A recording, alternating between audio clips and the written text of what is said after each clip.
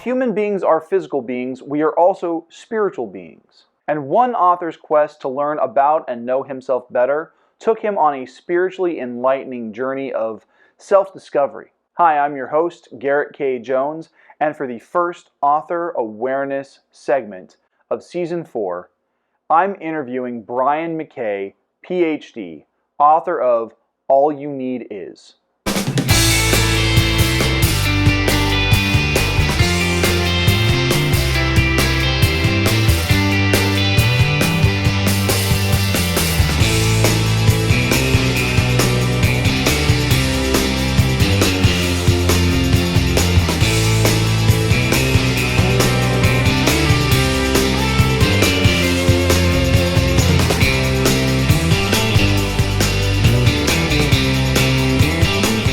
Hey, welcome back to my channel. I'm excited for this week because I believe the author interviews are my all-time favorite segment to work on. Now, this first interview is especially awesome for me because I've known this author personally for pretty much my entire life, and I'll get to that in a moment. But first, I have a couple of announcements that I'd like to share with you guys. First up, you can become a channel supporter really easily by clicking on the links for Patreon and my merch store in the video description. You can also sign up for free for the poster giveaway. Second, I want to put No Shave November on your radar. I'll be starting from scratch, as it were, and I will be growing my beard to help raise money and awareness for cancer, especially those cancers that specifically target and affect men. Just like last year, I'll let the top donor decide what I do with the beard at the end of November. Before going any further with the video, be sure to subscribe and click the bell icon for notifications on new videos. You can select notifications for all videos, or you can select notifications based on your preferences. If you're watching on your phone, be sure to update those settings inside the app itself to get the most out of your viewing experience.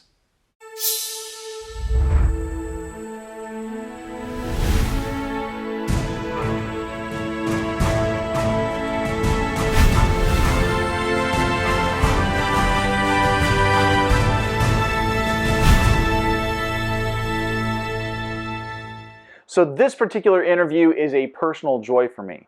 Brian is a longtime family friend. He and my dad became best friends in college, and his family and mine have been close for 40-some years.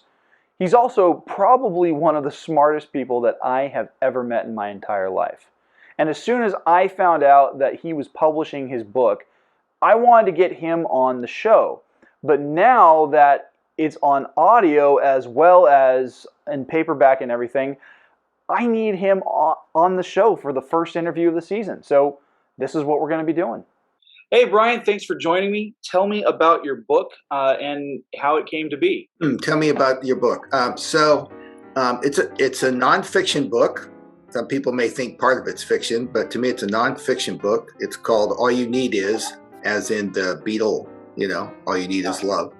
And the second part is remembering who you really are. So I felt compelled to share my spiritual beliefs and thoughts. It's an uplifting thing to others that might help them out. And for me, the easiest way to do that was to tell some stories from my life using my wacko sense of humor and to get people's interest, and then interweave, if you will, within the stories, a lesson that suggested or gave some, I think it's called sculptatory evidence that what I was saying kind of makes sense. And so I think if we paid a little bit more attention to our lives, we'd find out we're much more than what we've been led to believe. And so that's what this book is all about. So I hope it's an uplifting book for those who read it. My intent, and I say so in the beginning, is that take what resonates with you and leave the rest behind. Awesome. So how did you get into writing? Because I mean, your background has been more on the scientific, mathematical side of things. How did you get into writing, and was this something that you've always wanted to do, or is it a more recent passion? So it turns out, I think one of the biggest shortcomings of scientists and engineers is their ability to communicate to the rest of the world what in the world they're doing. And so learning how to communicate both verbally and the written word, I think, is really important. So I accomplished that by writing some professional papers and getting them published and so forth. But in terms of this particular project, as I awoke within myself spiritually, I found myself hesitant to talk about what I believe. I don't proselytize, and I don't do some in the book either. But I had a certain innate fear of sharing what I thought was at least the truth for me. And so writing the book was a great vehicle to overcome that fear. And that's basically what got me passionately involved. And so right after I retired, I had plenty of time. And so I focused on writing this book. So where do you think that fear stemmed from? Was it something that was kind of drilled into you from a young age, or was it just because of experiences as an adult and kind of growing up in a postmodern world? So this is part of what I talk about in the book is this fear, and it's basically comes from one of the things that I certainly believe in is reincarnation. I certainly don't believe in one and done, but that's just me. So that's the integral part of the book. And so with multiple lives, if you've shared your truth to other people and you're persecuted for it, makes you a little apprehensive in other lives to share that because you know what happened before. And that's where my fear comes from. So it's just like phobias. Who knows why a person has claustrophobia or acrophobia or what any phobia you want? And you can't look at this lifetime and say, gee, I have no idea why I have such a fear of closed spaces. Well, it's because it probably doesn't come from this lifetime. You haven't experienced it, but you have an innate fear that comes from somewhere. So that's one of my examples of that. It's probably a good idea to think about maybe you do live multiple lives. So that's where the fear comes from. And I needed to overcome it to move on. And I will tell you honestly that after writing this book and putting it out there and getting some interesting comments back from other folks, those people I've known well in my life, the good and the bad and the ugly, I think it accomplished the mission. So obviously, I mean, it's nonfiction, so the inspiration's a little bit different, but are there some other inspirations that prompt you to write and to create this kind of content? Well, I've always found that if I read a book, I have a chance to use my imagination. I have a chance to absorb it. I have a chance to do it at my own pace. If I need to dog ear a page, I can go back, reference it, highlight it, sort of like studying in school. And so books to me are a little bit more interesting than an audible book, which is also a form that I just did for the book. But a lot of people just don't take the time to read a book. They prefer the audible, and that's up to them. But for me, when you have to write something down, it really solidifies it in your mind what's going on. It's got to make sense to me. It's got to be logical. It's got to hang together. And you always have to remember when you're writing fiction or nonfiction, you're weaving a story. You're telling a story. And if you can't capture the reader's interest, it's never going to get finished, and you're not going to hit the mark. So I think writing it down, you've got to be precise. You have to tell a great story. It's a good test of your understanding of grammar. Yes.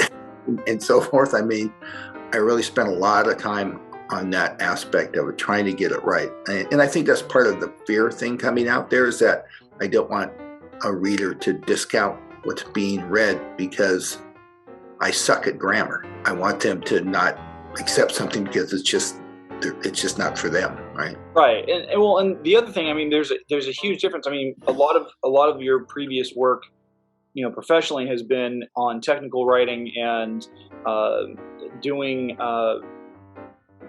things that are more on the academic and practical side of your career field. This is telling a personal narrative is a much different format than you're used to. So that kind of leads me into the next question. What was probably one of the hardest part or the biggest challenges beyond just the fear that came about as you were developing this story? Yeah, so that's a great question because that's where I spent most of my time. So if you think about spiritual things, it's very hard to have linear logic. A and B, therefore C kind of stuff going on. So trying to tell stories so that I could build up the foundation of the spiritual beliefs, and so that the kind of wacko more stuff that are more difficult to believe without a foundation comes later. Mm-hmm. And in the beginning, it's fundamental stuff where you kind of go, oh, wow, this guy's got a point. I mean, Garrett, there are so many things that happen every day in our life that we take for granted and we just don't think about it. And I think everyone lives a remarkable life. Everyone. You just have to look at it. So for me, it was weaving that story. So the stories themselves are not chronological. I don't start off when I'm born and then tell a story about my life. I have stories that lead to. So from this, I made the observation that this is probably true, that we do have reincarnation, for example, and that we're more than we've been led to believe. In other words, infinite, not just one and done kind of thing. So it was weaving that story, and I bet I went back and forth 100 times trying to put together the stuff and looking for inconsistencies. One of the reasons I had your dad proofread it.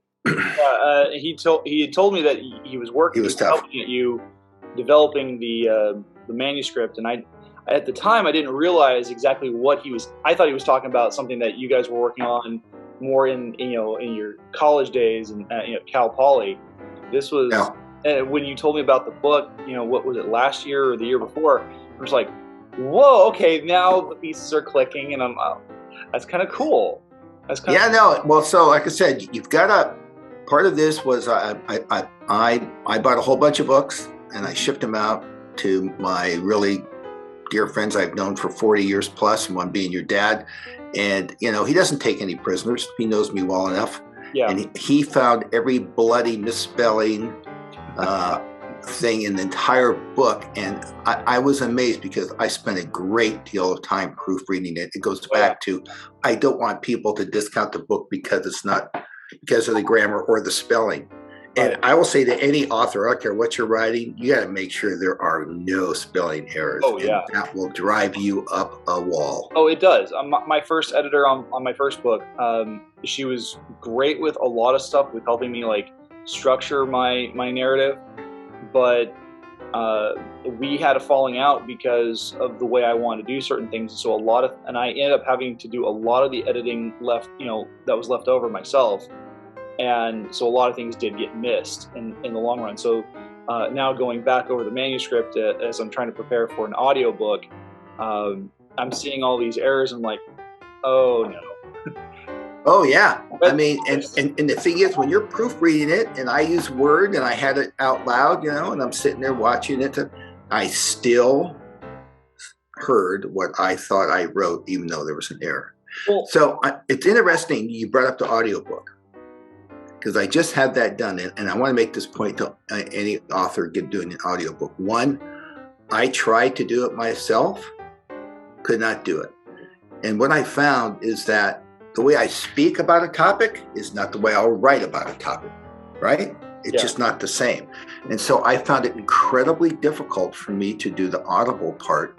And I ended up hiring a professional. And when he gave me back the first couple chapters for a review, I found that every once in a while there would be a couple of words that were different, not changing the content, the intent, but just different words. And I said, why did you do this? And he goes, I'm sorry, just that sometimes you say things differently out loud than when you're reading it.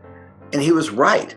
So if you did a word for word comparison of the audible book and the written book, you would find very minor differences once in a while, but it doesn't change the intent. As long as it doesn't change the intent, I was fine with it. But I think that's an important point to make, because you just don't speak the way you write. No, and that's very true. Syntax changes depending on the context of what you're saying, who you're saying it to, when you're saying it, and there are so many factors that play into that. Do you, when you're working on this, do you use any other word processing software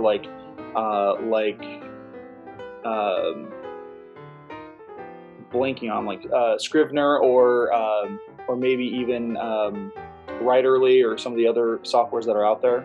No, I just use Word, but I'll tell you what I did do. I wanted to keep the vocabulary interesting, but not, lofty stuff or crazy. Yeah. But I wanted to make sure that I said things like funnier versus more funny, that kind of stuff. But I also use Google a lot for synonyms and antonyms. So I wanted to use different words. So I wasn't using the same word over and over again.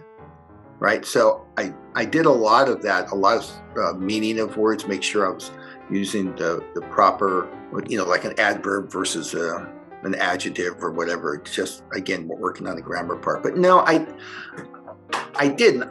I felt the word had enough power in it to do what I needed to do. The last couple of years, they've done a lot of stuff. So I'm really not familiar with the other software. Well, and a lot of those softwares have come out only in the last, I don't know, 4 or 5, maybe 6 years. And I mean, they're really good. Like Grammarly is one of those, I see it being used a lot, especially for like essays and stuff like that. And it's really good about catching and flagging repetition, unnecessary syntax and stuff like that. But it comes with a cost to do that. Yeah.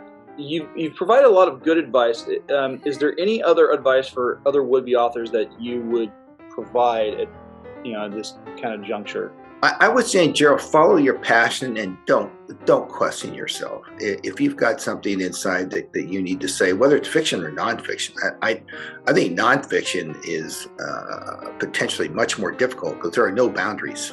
Yeah. You can do whatever you want. You can very easily, as you know, get off on a tangent and then to reel the reader back in off the tangent, keep the tangent in their mind, but then stay focused on the thread of the story you're trying to tell. It can be challenging. So I would say, for one, follow your path, and two, no one likes to read a 15-line sentence. That gets just lose track. And back in the day, that's how I used to write. So keep it short, keep it succinct, and if you can tell a story in each paragraph and just keep the reader captivated, it's great. And it's great to have a beginning, a middle, get messed up, and use your sense of humor. I am the most anti-politically correct person in the world.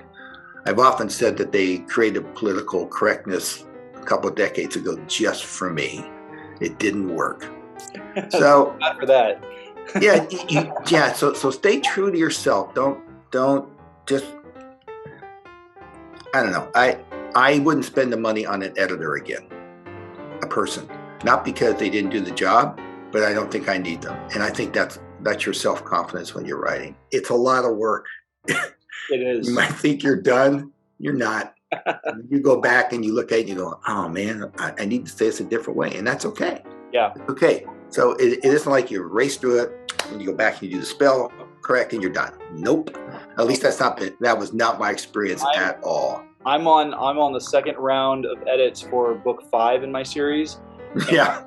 Back in August of last year, as I was coming to like the last quarter of the book, I almost lost the entire thing, and I spent the next 2.5 months rewriting the entire book from beginning to end off of paper or printed up and handwritten transcripts or copies, and then once I had that done, I had to go back to the chapters I hadn't edited yet and then edit them. And then once I finished doing that in February, and as of today, I just finished editing chapter 22, and I have 8 more to go before I'm done with this round. And at that point, I'm going to be pulling beta readers to see what works, what doesn't. Some of them have read the first 4 books in my series. Others haven't even touched the first book. So it's going to be interesting to see how that plays out. Yeah, and you've got to be prepared to take whatever criticism comes your way. Some will be constructive, some will not, and that's okay too. I mean, so you have to be able to take it. But in terms of your own work ethic, you've got to work at it. And one other thing, when you get that epiphany, when you get that gut feeling and something pops in your head, make sure you capture it, right? Just make a note, write it down. Doesn't have to be perfect, but capture that, because at some point in the book, it's going to pop up that you're going to need it. And you might forget the way it came to you. Yeah. So I did that a lot. I had probably 20 or 30 pages of paragraphs that were just completely had nothing to do with each other. But I went back and I made sure that whatever thought or epiphany was in those paragraphs was put in the book appropriately where it belonged. And again, it wasn't linear. It's just how it popped into my head. So don't discount that. And you know what? Don't put everything in the cloud either. You can put it in the cloud, great. Give me a flash drive. I'm a happy boy too. So I had copies under my pillow, copies, next to the coffee pot. It's funny that you mentioned that, because when after I had my scare with book 5 and the file folder being corrupted on my thumb drive, I went back. I was rewatching one of my own creative writing tips on my YouTube channel, and sure enough, it was the very same one that said have multiple saved copies, and I'm like, son of a gun. Yeah, right. Have multiple copies, and also you get into a configuration management issue. Mm-hmm. Right. And so labeling the books, so when I was at the end, I had book final, new book final, new book final. And I'm going, okay, you got to stop this nonsense. Right. Yeah. Right. So you go back and forth trying to figure out what the best way to go. And I think that's probably totally appropriate. I'm not Dan Brown, one of those guys that can write just, off the top, but I'm pretty sure that they spend their time doing it too. And also, if you're going to write, especially nonfiction, you got to do your research. Absolutely. Research. For me, I had to go out and talk to people who've known me since the dawn of time and say, hey, did we really do this? And how do you remember it? And what was the date? And you laugh. I got a lot of wake-up calls like, okay, I don't remember it that way. But that's what I put in the book, because I knew I was going to have that person proofread it, and they would jump on me like white on rice. So, Well, I think my favorite story that my dad has told me about your college days was when I forget what exactly you guys were eating, but you guys put like pretty much an entire bottle of Tabasco sauce or something, and that's how he got the nickname Animal or something. I don't know, but it always stuck with me. I'm like, man, I hope my college days are just that fun, and they were. Oh, your dad earned his name in the cafeteria, no problem. And I'm not going to share those because payback is a bitch. Awesome. Well, Brian, we're going to wrap it up here. Thank you for coming on the show. I really appreciate it. So, Brian, how can people get a hold of your book? There's a couple of ways. So it's a book, an audio book, and it's published by Amazon. So you can go to Amazon, put in my name, Brian with an I, McCay, McCay, and put book, and it'll probably come up. But if you put the title in, All You Need Is Remembering Who You Really Are, it'll certainly come up. I also have a website, www.allyouneedis.org. And there you can find out about more about me than you want to know. I've got a little blog with a couple entries. There's a book. There's other references to other materials on the website. So there's a few different ways. Awesome. Thank you very much, Brian. Garrett, my pleasure. Thank you very much. I hope of some help to some folks out there that are struggling or non-struggling authors. Yeah, absolutely.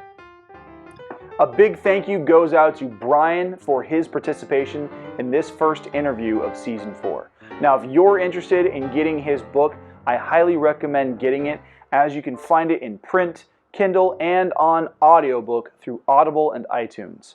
Those links can be found down in the video description.